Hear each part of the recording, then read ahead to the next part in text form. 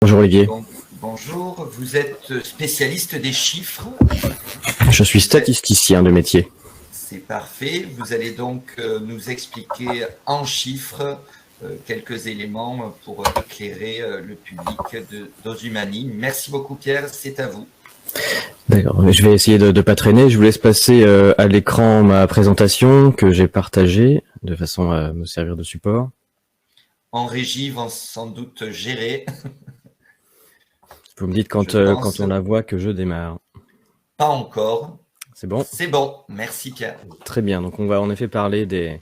Alors je l'ai appelé soignants suspendus, mais ça a été très bien dit par les deux intervenants précédents, un pompier et une personne qui est contrôleur de gestion. Et donc en fait, il y a tout un tas de personnes qui sont suspendues. Bon, pour simplifier, on parle souvent des soignants suspendus, mais ce sont loin d'être les seuls. Donc on va voir pourquoi la France les laisse crever. Et on va voir qu'on a une petite bande qui s'arroge tous les pouvoirs actuellement et qui fait un blocage dessus. On va voir la vraie raison du blocage et pourquoi la loi est inhumaine. Et enfin, quels sont les éléments qui aujourd'hui sont donnés pour justifier ces décisions stupides et pourquoi la science est en fait prise en otage. Donc, alors, juste un tout petit rappel très rapide sur ce qui s'est passé le 24 novembre dernier au Parlement avec une proposition de loi qui a été donnée pour réintégrer l'ensemble des suspendus. Donc, on a simplifié en disant les soignants suspendus, mais c'est bien l'ensemble des suspendus. Et donc, ce qui s'est passé, c'est que la petite bande au pouvoir a usé de tous les stratagèmes possibles de façon à faire échouer cette demande-là. Et ça a été rapporté par le député Manuel Bompard, qui nous explique ce qui s'est passé. C'est qu'il y a eu la LFI faisait une proposition de loi pour interdire la corrida, et puis comme ils se sont dit qu'il y avait trop d'amendements, ça passerait jamais. Et donc, dans la session, ils voulaient faire passer justement la réintégration des soignants suspendus. Et donc, il y a eu une interruption de séance pour dîner à 20h, et donc il y avait très peu d'amendements qui étaient proposés. Et pendant cette interruption, il y a les députés LREM qui n'avaient plus le droit de déposer d'amendements, mais donc qui se sont servis d'un abonnement pour déposer 200 sous-amendements pendant la pause, de façon à faire capoter la discussion, puisqu'il était évidemment impossible de discuter 200 sous-amendements en séance et de réussir à voter la loi. Et les sous-amendements, c'était que des trucs complètement stupides. Par exemple, ici, vous voyez, dans la loi, il y avait écrit personne chargée, et donc quelqu'un disait qu'il fallait discuter le fait de mettre plutôt personnel chargé. Et donc, il y en a des tonnes, des choses comme ça qui ont été déposées. Le but, c'est vraiment juste de faire perdre du temps. Ça s'appelle une obstruction, un blocage. Et donc, ce qui s'est passé on va dire de drôle, ou vraiment de l'abus, c'est que à la reprise des débats, le député LR qui avait déposé l'amendement initial sur lequel se sont greffés les 200 sous-amendements était absent. Et donc, ce qui faisait s'écrouler toute la stratégie des députés LREM, qui faisait que les amendements n'allaient pas être discutés. Et donc là, c'est le gouvernement qui est arrivé au secours. Il n'y a que le gouvernement qui a le droit de déposer de nouveaux amendements en séance. Et donc, ils ont copié-collé l'amendement LR de façon à récupérer les 200 amendements. Et voilà. Et donc, ce qui fait qu'à 22h, on s'est retrouvé avec 200 amendements, ce qui est impossible de discuter 200 sous-amendements avant minuit. Et c'est comme ça qu'ils ont réussi à faire capoter les choses. C'est-à-dire que c'est le gouvernement qui est intervenu personnellement de façon à faire capoter les débats. C'est de l'obstruction parlementaire par le gouvernement, c'est une première de l'histoire. Donc là, on est vraiment dans un déni de démocratie, où le gouvernement se permet de passer au-dessus par le Parlement. Donc, rappelez-vous, dans la mandature précédente, il y avait, ce qu'on appelait les Playmobil, c'est-à-dire toute une bande de députés qui avaient été élus pour LREM de façon à faire passer toutes les lois sans discussion. C'est ce qu'on a vécu pendant 5 ans, ce qui a fait une parodie de démocratie, mais ils avaient gardé le décorum, c'est-à-dire on faisait semblant d'avoir un Parlement. Voilà, maintenant, avec la nouvelle mandature, ils ont plus assez de monde, ce qui fait qu'ils passent leur loi à coup de 49.3, parce qu'ils n'ont pas le choix. Et puis ils font des coups comme ça de façon à empêcher les lois des autres. Voilà. Donc il y a aucune démocratie depuis 7 ans en France, qu'on se le dise. Mais on va voir la vraie raison du blocage. Pourquoi ça a bloqué? Là, on a vu qu'ils ont bloqué, mais pourquoi ils ont bloqué? Alors ça, il faut écouter l'intervention du ministre François Braun sur Twitter, qui est très content de lui et qui nous explique pourquoi. Et donc, il n'y a absolument aucun argument scientifique dans ce qu'il met sur Twitter. Ce qu'il dit, c'est qu'il ne veut pas réintégrer les suspendus parce que ils ont désobéi au chef. Voilà. Et il ne veut pas assumer le fait que ceux qui ont désobéi, les réintégrer parce que ça la foutrait mal vis-à-vis de ceux qui ont obéi. Donc c'est pour une question d'ego et une question de rancœur, parce que voilà, parmi les gens qui ont obéi, il y en a des tas qui ont eu des effets indésirables, ou bien ils se sont couchés et se sont dit tant pis, je passe outre ce que je pense juste, je me mets des œillères et j'obéis. Et ceux-là, il ne faut pas les mettre en face des personnes qui ont désobéi et qui sont sans revenus depuis plus d'1 an, de façon à garder les troupes, quoi. Donc c'est uniquement pour ça, c'est pas des arguments scientifiques. Et soit dit en passant, le gouvernement n'en a absolument rien à foutre qu'il y ait tout un tas de médecins, de soignants ou même de personnel qui choisit de vacciner les vieux. Tout ça, c'est public. Il y a tout un tas de témoignages dessus. L'important pour le gouvernement, c'est d'avoir des gens qui obéissent. Peu importe la manière dont ils obéissent, ça peut être en trichant, ils s'en foutent complètement. Ils peuvent vacciner les vieilles. L'important, c'est juste de bien avoir sa carte du parti, hein, en ayant montré qu'on s'est vacciné, qu'on est bien enregistré dans les bases, et puis d'avoir payé sa cotisation à Pfizer. C'est tout ce qui importe. Il n'y a pas d'argument scientifique. Et sur Twitter, bon bah je vous en passe, mais il y a tout un tas de gens qui disent la même chose, c'est-à-dire ouais, nous on est soignants, on veut pas qu'ils reviennent parce que nous on a obéi, hein, on est resté là, donc il n'y a aucune raison que eux qui n'ont pas obéi reviennent. Voilà, puis voilà, on a toujours la palme du bon goût avec Raphaël Enthoven qui dit un soignant anti-vax qui lui confierait sa vie, pourquoi pas un boucher vegan, une féministe voilée, un platiste astronome, un cercle carré. Voilà, je vous propose de réfléchir à savoir comment est-ce qu'un type qui passe sa vie à cracher sur les autres pour plaire au gouvernement, on peut encore lui accorder la moindre compétence en philosophie. Mais bref. Et bon, évidemment, les personnels soignants notamment, ils sont soumis à d'autres obligations vaccinales. Donc bon, parler d'anti-vax, c'est quand même assez intéressant là-dessus. Puisque on n'est pas dans le cas où il y a un refus systématique, ce qui a priori ça me dérangerait même pas, mais voilà, qu'il y a un refus systématique de la vaccination puisqu'ils font les autres. C'est vraiment spécifique à celle-ci, et c'est celle-ci qui a posé problème. Bon, maintenant on va passer aux questions légales et aux questions de science. D'un point de vue légal, donc ça a été dit, la loi qui a été mise en place le 5 août 2021 qui suspend l'ensemble des personnels non vaccinés. Il concerne, ça a été dit, pas que les soignants, mais bien toute une catégorie de personnes, à la fois les pompiers, mais aussi toutes les personnes qui bossent dans des établissements de santé, et quelle que soit leur fonction. Donc on a eu ici un contrôleur de gestion, c'est très bien. Et donc toutes ces personnes-là sont concernées. C'est une loi qui est inhumaine à plein de titres. Je rappelle la Déclaration universelle des droits de l'homme de 1948, hein, vous avez l'article 23. Toute personne a droit au travail, au libre choix de son travail, à des conditions équitables et satisfaisantes de travail et à la protection contre le chômage. Donc là, on a des gens que l'on vire, en fait, qu'on vire même pas du jour au lendemain, on les met dans une situation qui est inédite, qui n'a jamais été vue, c'est-à-dire qu'on les suspend, ils n'ont plus le droit de travailler ni de percevoir de salaire et donc on les laisse crever. Donc ils n'ont pas le droit au travail, ils n'ont pas le droit au chômage, ils ont droit à rien. C'est donc une loi illégale d'un point de vue du droit français et des accords internationaux. Et c'est vraiment la nouveauté qu'on a, c'est-à-dire que depuis, sous excuse d'être en fameuse crise, le gouvernement se permet de mettre en place des lois illégales et ça passe. Et il n'y a personne qui se bat là-dessus. On va quand même faire un petit mot sur les confédérations syndicales, hein. Alors il y a des petits syndicats locaux qui ont protégé des personnels suspendus, mais au niveau des confédérations, il n'y a rien, c'est le silence absolu. Et ça, c'est vraiment incroyable. On se demande à quoi ça sert d'avoir des syndicats. On leur demande même pas de rentrer dans le débat de ce qui est bon pour la santé, mais juste les syndicats, ils sont censés s'occuper des travailleurs. Là, on a des travailleurs à qui on fait quelque chose d'illégal, d'absurde et d'inhumain, et ils se taisent. Donc, voilà. Donc moi, je sais plus à quoi ils servent. En termes de chiffres, ça c'est un article qui est sorti en octobre 2021, il me semble. Et donc, en octobre 2021, on annonçait 130 000 soignants n'ont toujours reçu aucune dose et il y avait déjà 15 000 suspendus. Donc, le chiffre, c'était bien 130 000 d'annoncés que le gouvernement disait qu'il fallait vacciner puisqu'ils avaient reçu aucune dose. 130 000. Mais aujourd'hui, c'est impossible de savoir qu'est-ce que sont devenus ces 130 000. Le gouvernement se fout de notre gueule, comme d'habitude, en disant, voilà, il y a 1000 infirmières encore suspendues. Mais depuis les 130 000 jusqu'à aujourd'hui, il a pu se passer plein de choses. C'est pas possible pour grand monde de survivre 14 mois sans aucun revenu. Et donc, il y a des tas de manières de sortir du système sans s'être fait vacciner et de plus être dans les bases. On peut avoir été reclassé sur un autre poste, on peut avoir démissionné, avoir fait une fausse vaccination, on l'a dit, être mis en disponibilité, être mis en arrêt maladie, partir en retraite ou en retraite anticipée, obtenir une décharge syndicale et le plus triste de tous, ce sont les personnes qui ont mis fin à leur jour. Et donc, des 130 000 non vaccinés, de tous ces cas-là qui sont sortis, évidemment qu'aujourd'hui, il n'en reste plus beaucoup qui sont encore suspendus puisqu'ils sont sortis du système pour beaucoup de façon à réussir à survivre et d'autres non. Donc voilà, et on a vraiment encore une fois, le gouvernement se sert de chiffres complètement uniques et sortis de leur contexte de façon à se fiche de nous et de ne pas nous dire que sont devenues ces 130 000 personnes qui manquent aujourd'hui dans les effectifs. Donc c'est pas 1000, c'est bien 130 000 initiales où on ne sait pas où ils sont partis. Et maintenant, on va finir sur la science en otage.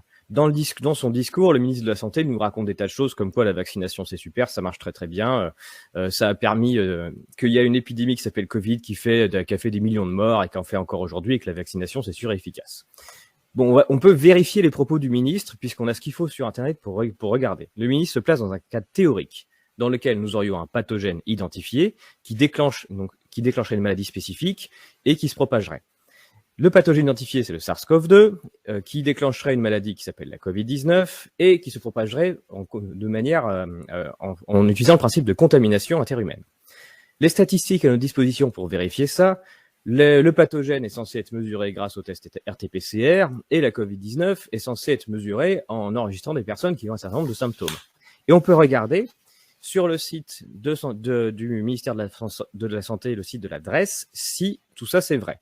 C'est-à-dire, est-ce qu'il y a bien un lien entre les tests et les symptômes? Donc sur ce tableau ici, vous avez pour chaque mois de chaque année le part de tests qui sont positifs ou négatifs, les positifs en orange et les négatifs en vert, et puis selon le fait d'être symptomatique ou asymptomatique. On peut remarquer que dans toute l'année 2021, la part parmi les tests positifs était inférieure à 10% et bien souvent même inférieure à 5%. Tous ceux qui ont travaillé sur des tests savent que là, on a un énorme problème. Le problème, c'est la spécificité, c'est-à-dire que un test, ça n'est pas parfait. C'est un processus industriel qui a ses défauts et donc qui, de temps en temps, va donner un résultat qu'on ne veut pas et en particulier qui va être positif alors qu'il n'y a rien. Prenez l'exemple du test de grossesse. Le test de grossesse, c'est pas parfait. Et le test de grossesse, pour connaître sa spécificité, c'est-à-dire le nombre de fois où il se plante et il va dire positif alors que la dame n'est pas enceinte, on peut le mesurer en faisant un autre test, un autre exemple. Et notamment, on peut regarder, on fait faire pipi à des personnes sur le test, on regarde le nombre de fois où il est positif et on regarde le nombre de fois où la personne est vraiment enceinte. On peut faire pipi sur le test à des femmes qui on sait ne pas être enceintes, qui sont ménopausées, qui sont trop âgées. On peut le faire aussi à des hommes, on peut le faire à des enfants. Et ensuite, on va mesurer le nombre de faux positifs. Voilà. Ça s'appelle un gold standard, cette méthode-là. C'est une méthode qui nous permet d'étalonner le test, de savoir ce qu'il vaut. Dans le cas des tests Covid-19 et du RT-PCR, il n'y a aucun gold standard. Donc, on n'a aucune idée de la part de faux positifs à l'intérieur. Ça n'existe pas. On n'a aucun modèle auquel se référer. Donc, on est dans un flou total sur lequel, on a une part de positifs et on est incapable de se dire est-ce qu'il y a vraiment quelqu'un qui a vraiment quelque chose au milieu.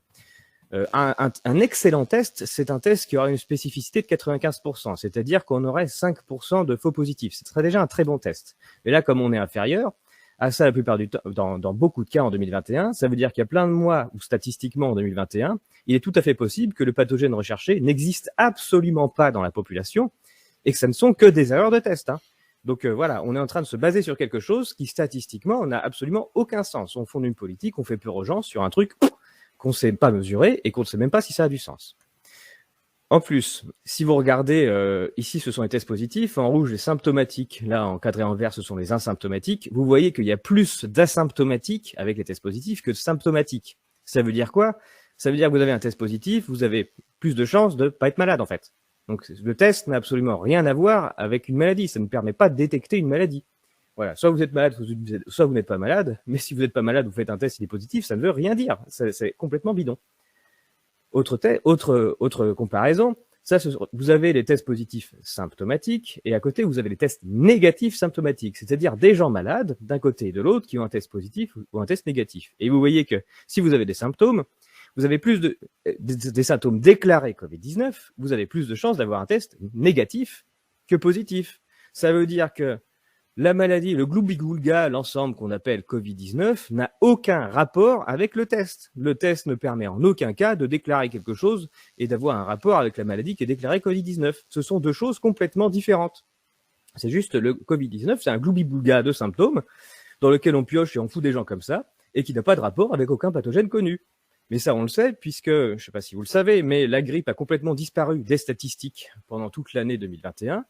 Tout a été placé dans la case Covid. Tous les malades appelés jusqu'ici grippe ont disparu des statistiques et dorénavant sont dans la case Covid pendant toute l'année 2021. Et miracle de la médecine, depuis qu'on vaccine les gens avec des vaccins anti-Covid-19, eh bien, on remet les gens dans la case grippe. Bah oui, les vaccinés anti-Covid-19, on les remet en grippe quand ils sont malades. On les met plus en Covid-19. Bah oui, comme ça, c'est facile de dire que la vaccination, c'est efficace. On bouge les gens de case. Quand on a besoin de dire des Covid-19, on met dans la case Covid-19, il n'y a plus de grippe. Et quand les vaccinés, on n'a surtout pas envie de les remettre dans la case Covid-19, on les remet dans la case grippe. Voilà, c'est ce qui s'est passé. Et pour terminer, en fait, le taux de positivité, il a explosé en 2022 par rapport à 2021. Ça ne veut pas dire du tout qu'il y a un nouveau variant plus virulent. Ce qui s'est passé, c'est qu'on a changé le protocole de test. Dans les tests ont été rajoutées les amorces dites Omicron. Et aussi, on a arrêté de faire confirmer les tests PCR, les tests antigéniques par les tests PCR, ce qui fait que le taux de positivité a explosé, mais aussi bien chez les symptomatiques que chez les asymptomatiques. Donc on est juste passé à un test qui est un gloubi-boulga de trucs qui était négatif quasiment tout le temps, un autre gloubi-boulga qui veut rien dire, mais qui est positif beaucoup plus souvent. Et donc il n'y a absolument aucun rapport entre les tests et la maladie. C'est sur le site du ministère de la Santé. Il suffit de regarder les statistiques. Et ça, c'est un peu un problème, parce que si on revient à la vaccination, les études de phase 3 ne sont basées que sur les résultats de tests, et sur ces mêmes tests. Donc ça veut dire quoi? Ça veut dire qu'on vaccine les gens sur la base de tests dont on a montré qu'ils n'ont absolument aucun rapport avec aucune maladie. Donc les vaccins sont censés protéger du test et pas d'une maladie. Hein. C'est juste ça.